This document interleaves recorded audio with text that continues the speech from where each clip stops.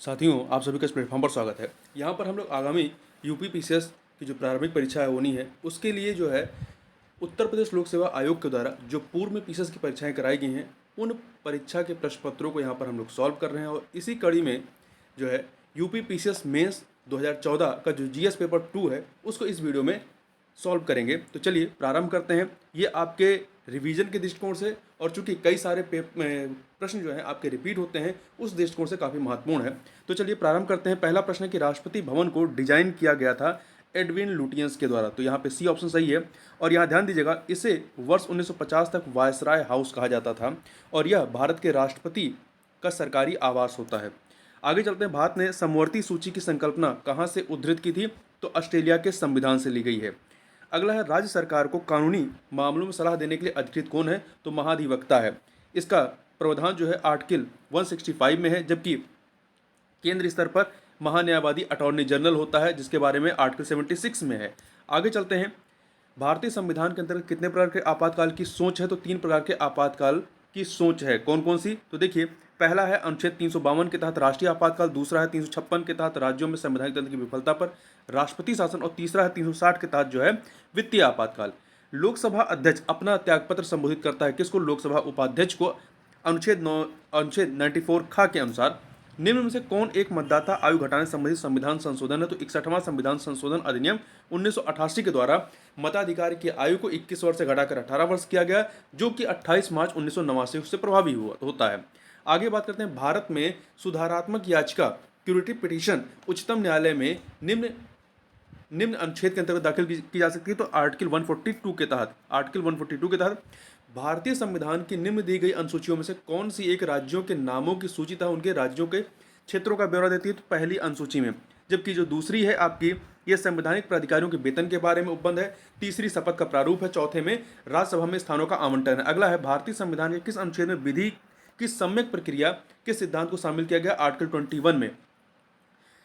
भारत में 2013 तक कितने संविधान? तो इसको छोड़ दीजिए, 2013 का है। अगला है, यदि भारत में राष्ट्रपति एवं उपराष्ट्रपति का पद एक ही समय बिंदु पर खाली हो जाता तो राष्ट्रपति का पद अस्थायी तौर पर निम्नांकित अधिकारी धारण करेगा। कौन करेगा? सर्वोच्च न्यायालय का मुख्य न्यायाधीश धारण करेगा, आर्टिकल 65 के अनुसार। ठीक है। यदि मृत्यु, त्यागपत्र अथवा हटाए जाने की स्थिति में राष्ट्रपति का पद रिक्त हो तो पद का कार्यभार उपराष्ट्रपति संभालेगा। किन्हीं कारणों से उपराष्ट्रपति भी उपलब्ध नहीं है तो उच्चतम न्यायालय का मुख्य न्यायाधीश, और या उसके न रहने पर उसी न्यायालय का वरिष्ठतम न्यायाधीश जो उस समय उपलब्ध होगा, वह राष्ट्रपति की कृत्यों को संपादित करेगा। आगे चलते हैं। ओम्बुड्समैन का भारतीय प्रतिमान क्या है? लोकपाल। इसकी संकल्पना आपकी आती है स्वीडन से। कब? 1809 में। आगे चलते हैं। निम्नलिखित में से कौन राज्यपाल को पद की शपथ ग्रहण करवाता है? तो उच्च न्यायालय का मुख्य न्यायाधीश, आर्टिकल 159 के तहत। आगे चलते हैं। भारतीय संविधान के अनुच्छेद 25 में प्रयुक्त हिंदू शब्द किसे सम्मिलित नहीं करता? तो इसमें बौद्ध, जैन, सिख आते हैं, परंतु पारसी नहीं आते हैं, आर्टिकल 25 के तहत। निम्नलिखित में से कौन एक मौलिक अधिकार नहीं है? देखिए, उत्पीड़न के खिलाफ अधिकार, समान काम के लिए वेतन, समान काम के लिए समान वेतन, ये आपका मौलिक अधिकार नहीं है। जबकि उत्पीड़न के खिलाफ अधिकार, कानून के समक्ष बराबरी, धर्म पालन की स्वतंत्रता का अधिकार, ये सभी मूल अधिकार हैं। समान काम के लिए समान वेतन, ये जो है आपका नीति निषेध तत्व के तहत आर्टिकल 39 के तहत आता है। भारत में किसी राज्य की विधानसभा में अधिकतम कितने सदस्य हो सकते हैं? तो अधिकतम 500 सदस्य हो सकते हैं। ठीक है। कितने? 500। देखिए, संविधान में जो अनुच्छेद 170 है, 170, इसमें प्रावधान किया गया कि एक राज्य की विधानसभा के गठन में न्यूनतम 60 तथा अधिकतम 500 सदस्य हो सकते हैं। इसका अपवाद आपका सिक्किम है, जहां पर विधानसभा सीटों की संख्या 32 है। आगे चलते हैं। भारतीय संविधान के 44वें संविधान संशोधन के माध्यम से मौलिक अधिकारों की श्रेणी से निम्नलिखित में से किस अधिकार को हटा दिया गया? तो संपत्ति के अधिकार को हटा दिया गया। अगला है, भारतीय संविधान में कितने मौलिक कर्तव्य हैं? तो वर्तमान में 11 मौलिक कर्तव्य हैं। ये संविधान के भाग 4 का के तहत इसका उल्लेख किया गया है। निम्नलिखित में से कौन सा तत्व भारतीय संविधान के भाग 4A मूल कर्तव्य में वर्णित नहीं है? तो देखिए, राष्ट्रीय ध्वज का आदर करना, ये शामिल है। भारत के सभी लोगों के मध्य भाईचारे का भाव विकसित करना, ये भी शामिल है। अपने माता पिता और गुरुओं का आदर करना, ये इसमें शामिल नहीं है। जब किसी हमारी समग्र संस्कृति की मूल्यवान धरोहर की रक्षा करना, ये शामिल है। आगे चलते हैं। निम्नलिखित में से कौन सही है? देखिए, संघ लोक सेवा आयोग के बारे में, तो यह एक संवैधानिक संगठन है। संवैधानिक संगठन क्योंकि संविधान में इसका प्रावधान किया गया है। भारतीय संविधान के अनुच्छेद 315 के द्वारा संघ के लिए एक लोक सेवा आयोग और प्रत्येक राज्य के लिए लोक सेवा आयोग की व्यवस्था की गई है। भारत में एक ही संविधान प्रत्येक राज्य और केंद्र के लिए है। केवल एक राज्य इसका पद रहा है 2019 तक, 5 अगस्त 2019 को इसको भी समाप्त किया गया। ये पहले जम्मू कश्मीर में था। ठीक है, आगे चलते हैं। निम्नलिखित में से कौन सा सही है? अध्यक्षात्मक प्रेसिडेंशियल शासन प्रणाली की विशेषता है क्या है? तो कार्यकारिणी का प्रमुख राष्ट्रपति होता है, राष्ट्रपति अपने मंत्रिपरिषद का चयन स्वयं करता है, राष्ट्रपति व्यवस्था का भंग नहीं कर सकता। ये सभी चीज़ें इसकी विशेषताएं हैं, तो यहाँ पे डी ऑप्शन हो जाएगा। आगे बात करते हैं, मानव अधिकारों की अवधारणा का प्रमुख बल क्या है? तो इसमें आप डी ऑप्शन देखिए, मानव होने के नाते मानव गरिमा पर। अगला है, वह कौन सा विधेयक है जो 2013-14 के अंतिम क्षणों में भारत की संसद के समझ से वापस ले लिया गया था? तो दागी विधायकों संबंधित विधेयक। आगे चलते हैं, निम्नांकित में से कौन स्वतंत्र भारत का प्रथम गवर्नर जनरल था? तो लॉर्ड माउंटबेटन। और प्रथम प्रधानमंत्री पंडित जवाहरलाल नेहरू थे। 2013 में गोरखा को अन्य पिछड़ी जाति की मान्यता दी थी उत्तराखंड ने। भारतीय विदेश नीति जो तटस्थता पर आधारित थी, किसको प्रारंभ किया था? पंडित जवाहरलाल नेहरू, भारत के प्रथम प्रधानमंत्री पंडित जवाहरलाल नेहरू ने। अगला है, निम्नलिखित भारत के राष्ट्रपतियों में कौन दार्शनिक राजा अथवा दार्शनिक शासक के रूप में जाना जाता था? तो भारत के दूसरे राष्ट्रपति डॉक्टर राधाकृष्णन। आगे चलते हैं, निम्न राज्यों में से कौन सा राज्य 3 मार्च 2014 को सर्वप्रथम बाल संरक्षण दिवस मनाने वाला पहला राज्य था? ये 3 मार्च को नहीं, 4 मार्च को मनाया गया था, और ये असम पहला राज्य था। तो ये करंट का क्वेश्चन हो गया, ये अभी नहीं पूछेगा। कोई विधेयक धन विधेयक है या नहीं, इसका निर्णय कौन करता है? तो लोकसभा अध्यक्ष करते हैं, और संविधान के अनुच्छेद 110(3) के अनुसार लोकसभा अध्यक्ष द्वारा ये किया जाता है। आगे चलते हैं, अर्थव्यवस्था से संबंधित प्रश्न है। निम्नलिखित में से कौन सा विकल्प गलत है?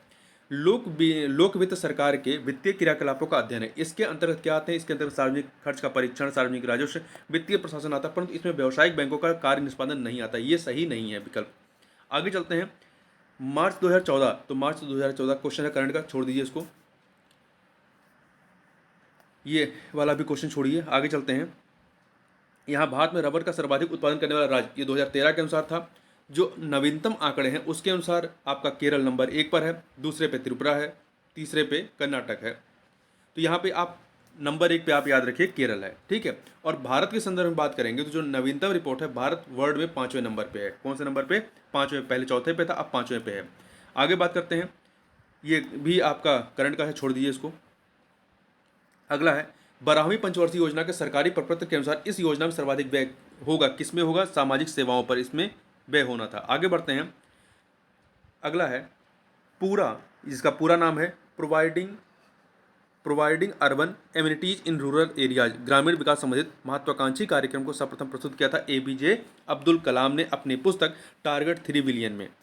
आगे चलते हैं, निम्नलिखित निजी बैंकों में से किस बैंक ने चीन में सर्वप्रथम अपनी शाखा स्थापित की थी? तो एक्सिस बैंक ने। ये भी पुराना क्वेश्चन है करंट का। तेल एवं प्राकृतिक गैस आयोग स्थापित किया गया 1956 में। 14 अगस्त 1956 को तेल एवं प्राकृतिक गैस आयोग का स्थापित किया गया, लेकिन इसे वैधानिक मान्यता अक्टूबर 1959 में दी गई, और इसका मुख्यालय कहाँ है? उत्तराखंड के देहरादून में। तो याद रखिएगा, महत्वपूर्ण है कि तेल एवं प्राकृतिक गैस आयोग का मुख्यालय कहाँ पे है? तो उत्तराखंड के देहरादून में। अगला है, शराब पर उत्पादन कर लगाया जाता है किसके द्वारा? राज्य सरकारों के द्वारा लगाया जाता है। ये राज्य सूची के तहत आता है। रेल बजट का है, तो छोड़ दीजिए इसको। आगे चलते हैं, निम्नांकित भारतीय सरकार के रोजगार सृजन तथा गरीबी निवारण कार्यक्रमों में से एक नहीं है, उसका उल्लेख कीजिए। देखिए, इसमें आपका महात्मा गांधी राष्ट्रीय ग्रामीण रोजगार गारंटी अधिनियम या मनरेगा, राष्ट्रीय ग्रामीण आजीविका मिशन, स्वर्ण जयंती शहरी रोजगार योजना, ये सभी के सभी जो हैं ये आपके रोजगार सृजन और गरीबी निवारण कार्यक्रम हैं। पर जो राष्ट्रीय सामाजिक सुरक्षा कोष है, ये इसका गठन जुलाई 2011 में किया गया था। इसका उद्देश्य असंगठित क्षेत्र के श्रमिकों के लिए संचालित योजनाओं की सहायता करना है। निम्न में से किस अंतर्राष्ट्रीय हवाई अड्डे पर भारत का पहला 3D थिएटर खोला गया? करंट का, छोड़ दीजिए इसको। और ये खोला गया था आपका इंदिरा गांधी राष्ट्रीय हवाई अड्डा जो है दिल्ली में। भारत में हीरे की खानें कहाँ पर हैं? तो ये मध्य प्रदेश के पन्ना तथा सतना जिले इसके लिए प्रसिद्ध हैं। आगे चलते हैं, भारतीय रिजर्व बैंक ने भारत में वित्तीय समावेशन हेतु भुगतान बैंक की स्थापना का प्रस्ताव स्वीकार कर लिया। इन बैंकों की स्थापना की सिफारिश किस समिति ने की थी? तो नचिकेत मोर समिति ने। नचिकेत मोर समिति का गठन जो है आपका 2013 में किया गया था। इसने अपनी रिपोर्ट 2014 में दी थी। भारत में देश के कुल आयात में सड़क यातायात का भाग कितना है? तो ये यदि जो वर्तमान में इसकी बात करें तो 64.5% माल यातायात तथा 90% लगभग यात्री यातायात का परिवहन सड़कों द्वारा होता है। ये आंकड़े बदल गए होंगे, तो इसको छोड़ दीजिए आप। निम्नलिखित में से कौन एक बेरोजगारी के लिए उत्तरदायी नहीं है? देखिए, बेरोजगारी के लिए तीव्र जनसंख्या वृद्धि, कौशल का अभाव, जनशक्ति नियोजन का अभाव, ये सभी इसके लिए उत्तरदायी हैं, परंतु प्रति व्यक्ति आय में वृद्धि ये उत्तरदायी नहीं है। निम्नलिखित में से कौन सा समूह औद्योगिक संबंध का सहभागीदार नहीं है? तो देखिए, औद्योगिक संबंध का सहभागीदारों में श्रमिक एवं उसके संगठन, राज्य सरकार एवं केंद्र सरकार, प्रबंधक एवं उनके संगठन शामिल हैं, परंतु उपभोक्ता एवं उनके संगठन इसमें शामिल नहीं है। कृषि वित्त एवं पुनर्वित्त में सबसे बड़ी संस्था कौन सी है? तो नाबार्ड है। नाबार्ड राष्ट्रीय कृषि और ग्रामीण विकास बैंक, इसकी स्थापना छठी पंचवर्षीय योजना, ध्यान रखिएगा, किस पंचवर्षीय योजना के तहत? छठी पंचवर्षीय योजना के तहत, जो कि 1980 से 85 तक चलती है, में जुलाई 1982 में इसकी स्थापना की गई। इसका मुख्यालय कहाँ है? मुंबई में। निम्न में से किस पंचवर्षीय योजना का उद्देश्य आत्मनिर्भरता और शून्य विदेशी सहायता घोषित करना था? घोषित किया गया तो पांचवी पंचवर्षीय योजना का। ये आपका 1974 में प्रारंभ हुई थी, 1 अप्रैल 1974 को, और 31 मार्च 1979 को समाप्त हो गई थी। और इसको एक साल पहले ही समाप्त कर दिया गया था। जो उस समय की सरकार आई थी, जनता सरकार, उसने एक साल पहले ही इसे समाप्त कर दिया था। निम्नलिखित में से कौन से पूर्व भुगतानित भुगतान उपकरण नहीं, जिसमें पहले से ही भुगतान किया जाता है? तो देखिए, दिल्ली का मेट्रो रेल कार्ड, इसमें पहले से आपको भुगतान करना रहता है। इलेक्ट्रॉनिक बटुआ में भी पहले से आप पैसा देते हैं। एयरटेल मुद्रा में भी देते हैं, परंतु राष्ट्रीयकृत बैंक का साख पत्र में आप पहले से भुगतान नहीं करते हैं। ये पूर्व भुगतानित भुगतान उपकरण नहीं है। आगे चलते हैं। भारत का योजना आयोग, यह एक जो है एक सलाहकारी संस्था रही, जिसकी स्थापना 15 मार्च 1950 को की गई थी, और 1 जनवरी 2015 को इसको समाप्त करके इसके स्थान पर नीति आयोग का गठन किया गया, जिसका पूरा नाम है national institution for transforming India. ये करंट का क्वेश्चन है, इसको छोड़ दीजिए। आगे बात करते हैं। अगला है, यहाँ पे 2 सूचियाँ हैं पंचवर्षीय योजनाओं का और उनका कार्यकाल का। देखिए, आपका प्रथम पंचवर्षीय योजना 1951 से 56, तो 2 से मिला दीजिए। तृतीय पंचवर्षीय योजना 1961 से 66, 3 से मिला दीजिए। चतुर्थ पंचवर्षीय योजना जो है आपकी 1969 से 74 तथा 4 से मिलाइए। छठी पंचवर्षीय योजना 1980 से 85, 1 से मिला दीजिए। तो आपका बी ऑप्शन 2341 सही हो जाएगा। आगे बढ़ते हैं। जनगणना 2011 के अनुरूप निम्नांकित उत्तर प्रदेश के जिलों में से किस जिले में ग्रामीण क्षेत्र में रहने वाले लोगों की संख्या अधिकतम रही है? तो इलाहाबाद में। इन चारों में दूसरे नंबर पर उन्नाव है, तीसरे पे है बनारस और चौथे पे हमीरपुर है। अगला है, ये करंट का क्वेश्चन, छोड़ दीजिए इसको, यह भी करंट का ही है। आगे चलते हैं। भारत में बेरोजगारी के आंकड़े एकत्रित एवं प्रकाशित करता है, ये NSO के द्वारा किया जाता है, NSSO के द्वारा। परंतु यहाँ ध्यान रखिएगा कि अब जो है वर्तमान में CSO और NSSO का विलय करके NSO नेशनल स्टैटिस्टिकल ऑफिस में से प्रतिस्थापित कर दिया गया है। आगे चलते हैं, साइंस के प्रश्नों को देखते हैं। निम्नलिखित में से किसके मापन में फोनोमीटर का उपयोग किया जाता है? तो देखिए, यहाँ इन चारों में से कोई भी सही नहीं, क्योंकि फोनोमीटर का प्रयोग ध्वनि की तीव्रता एवं स्पंदन आवृत्ति के मापन में किया जाता है। आगे चलते हैं। अगला प्रश्न है, निम्नलिखित युक्तियों में से किसको मोटर गाड़ियों के इंजन को ठंडा करने के लिए प्रयोग में लाया जाता है? तो रेडिएटर का प्रयोग किया जाता है, रेडिएटर का। देखिए, टरबाइन के द्वारा बहते हुए द्रव की गतिज ऊर्जा का घूर्णन ऊर्जा में परिवर्तन किया जाता है। जबकि क्वाड्रेंट जो है ये नौ संचालन तथा खगोल विज्ञान में ऊंचाई और कोणों को मापने वाला यंत्र होता है, और पॉलीग्राफ जो होता है झूठ का पता लगाने वाला यंत्र होता है। मशीन गन का आविष्कार किसने किया था? तो इसका आविष्कार जेम्स पकल ने किया था, जेम्स पकल ने। जबकि देखिए, इन्हें मशीन गन का पिता भी कहा जाता है। JL बियर्ड ने टेलीविज़न का, और कॉल बेंज ने पेट्रोल चलित कार का आविष्कार किया था। ऊष्मीय आयन सिद्धांत एक महत्वपूर्ण देन है किसकी? MN साहा की। जबकि AJ भाभा को अंतरिक्ष किरणों की बौछारों का सिद्धांत एवं भारत के परमाणु ऊर्जा के जनक के रूप में जाना जाता है। और CB रमन प्रकाश के प्रकीर्णन से संबंधित रमन प्रभाव, क्रिस्टल की संरचना पर अध्ययन एवं खोज के लिए, तथा JC बोस को जो है बेतार संदेश, पौधों में चेतना की खोज, क्रिस्टोग्राफ का आविष्कार के लिए जाना जाता है। निम्नलिखित सिद्धांत पर रॉकेट कार्य करता है, किस सिद्धांत पर? तो संवेग संरक्षण के सिद्धांत पर। इस संवेग संरक्षण का जो नियम है वो क्या कहता है कि एक वस्तु में जितना संवेग परिवर्तन होता है, दूसरी में उतना ही संवेग परिवर्तन विपरीत दिशा में होता है। आगे चलते हैं। साबुन के बुलबुले के अंदर का दाब जो होता है वायुमंडलीय दाब से अधिक होता है, जो बाहर का वायुमंडलीय दाब होता है उससे अधिक होता है। निम्नलिखित में से कौन ऊष्मा का सर्वाधिक उत्तम चालक है? तो इसमें आपका पारा जो है सर्वाधिक उत्तम चालक है इन चारों में। मरीचिका, मृग मरीचिका जो आपके रेगिस्तान में देखे जाते हैं, जो बनता है, ये किसका उदाहरण है? कुल में आंतरिक परावर्तन का, पूर्ण आंतरिक परावर्तन का। आगे चलते हैं। निम्नलिखित युक्तियों में से किसके द्वारा भूकंप की तीव्रता का मापन किया जाता है? तो सिस्मोग्राफ के द्वारा किया जाता है। प्रकाश का रंग निर्धारित होता है किसके द्वारा? तरंग दैर्ध्य के द्वारा। तरंग दैर्ध्य के द्वारा। देखिए, लाल रंग के प्रकाश का तरंग सबसे अधिक होता है और बैगनी का सबसे कम होता है। निम्नलिखित में से किसका नाभिकीय ईंधन के रूप में प्रयोग नहीं किया जा सकता है? तो यूरेनियम, थोरियम, प्लूटोनियम का किया जा सकता है, परंतु कैल्शियम का नहीं। आगे चलते हैं। निम्नलिखित में से कौन सा बहुलक बुलेट प्रूफ वस्त्र बनाने में प्रयोग किया जाता है? तो ये है आपका पॉलीएमाइड। पॉलीएमाइड, देखिए इसका पूरा नाम है पॉलीपैराफेनिलिन ट्रेप्थोलेमाइड। यह एक सिंथेटिक फाइबर है। इसका ब्रांड नेम जो है वो केवलर है। आगे बात करते हैं, प्रकृति में सर्वाधिक प्रचुरता में पाए जाने वाला कार्बनिक यौगिक कौन सा है? सेलुलोज है। ये पूरी पृथ्वी पर सबसे अधिक पाया जाता है कार्बनिक यौगिक। यह एक पॉलीसेकेराइड है।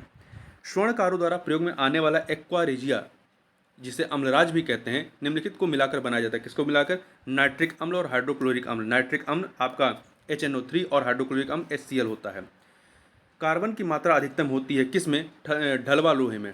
ढलवा लोहे में, इसमें या पिग आयरन भी कहते हैं, इसमें कार्बन की मात्रा 3.4 से लेकर 4.5 तक होती है। 3.5 से 4.5 तक होती है। जबकि पिटवा लोहे में 0.04 से 0.08 तक होती है। और आपका स्टील में 1.5, मिश्र धातु स्टील में 0.1 से 1% तक। तो सबसे कम किसमें है? पिटवा लोहे में होती है। निम्नलिखित में से कौन सी धातु सामान्य तापमान पर द्रव अवस्था में होती है? तो पारा रहेगी। अगला है, निम्नलिखित में से कौन सूखा बर्फ कहलाता है? तो ठोस कार्बन डाइऑक्साइड। इसे जब आप गर्म करते हो तो सीधे ये गैस में परिवर्तित हो जाती है। इसका उपयोग जो है आइसक्रीम के निर्माण में प्रभावकारी शीतलक के रूप में किया जाता है। अगला है, गोताखोरों के सांस लेने संबंधी क्रिया में प्रयोग की जाने वाली गैस कौन सी है? ऑक्सीजन तथा हीलियम। देखिए, हीलियम और ऑक्सीजन का मिश्रण गहरे समुद्रों में गोताखोरों द्वारा वायु के स्थान पर सांस लेने के लिए प्रयोग किया जाता है, क्योंकि अधिक दाब पर हीलियम रक्त में कम विलेय होता है। हीलियम रक्त में कम विलेय होता है। हालांकि विभिन्न परिस्थितियों में गोताखोरों द्वारा ऑक्सीजन तथा नाइट्रोजन तथा हीलियम का भी उपयोग किया जाता है। आगे चलते हैं, क्वेश्चन नंबर 77 देखते हैं। चिकित्सीय भाषा में गोल्डन आवर का संबंध है हृदयाघात से। दिल का दौरा जब पड़ता है तो पहला 1 घंटा बहुत महत्वपूर्ण होता है, इसलिए उसे गोल्डन आवर कहते हैं। इस 1 घंटे में डॉक्टर मिल जाते हैं तो बचने की संभावना ज़्यादा होती है। निम्नलिखित में से किसकी क्रियाविधि रिकॉर्ड करने हेतु EEG किया जाता है? तो मस्तिष्क का। ECG आपके हृदय के लिए होता है। EOG जो है रेटिना अर्थात आँख के, और EMG जो होता है ये मांसपेशियों के नियंत्रण करने वाली नसों के स्वास्थ्य की जांच के लिए होता है।